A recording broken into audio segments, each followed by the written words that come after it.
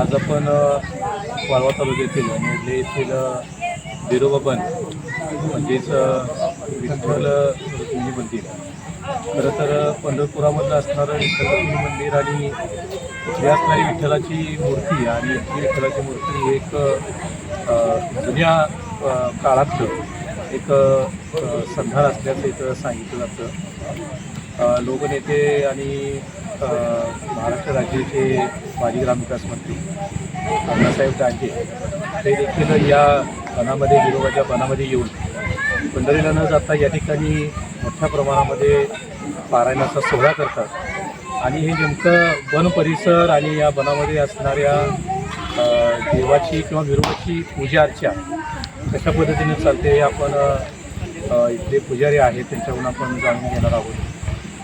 काय सांगाल, कशी पूजा अर्चा चालते आणि आज गुढीपाडवा आहे, गुढीपाडव्याच्या निमित्तानं आज लोकांची इथं ये जा होते आणि भाविक इथे येतात, तर नेमकं काय सांगाल, काय महात्म्य आहे?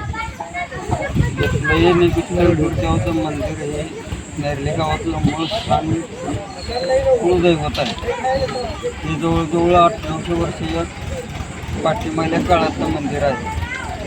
पाडव्याला आसपासच्या 10-20 खेड्यातली भक्त लोक येते. आंबे घेऊन येते, गाड्या बैलगाड्या, मोठी जत्रा भरते. दिवसभरी भक्त लोक येणं जाणं हे चालूच असतं. संध्याकाळी आमची इथली विठोबाची पालखी, काळूबाईची पालखी, मग त्यांची भेट होती, खेळाम होतं. खेळाम झाल्यावर परत आत मंदिरातून भाकणूक होती. भाकणूक झाल्यावर परत पाठीमागं वडाखली जाते. इथं गावातला बिरोबा येतो.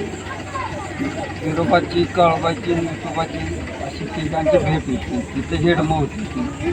हेडमं झाल्यावर काळूबाई निघून जाते काळामध्ये.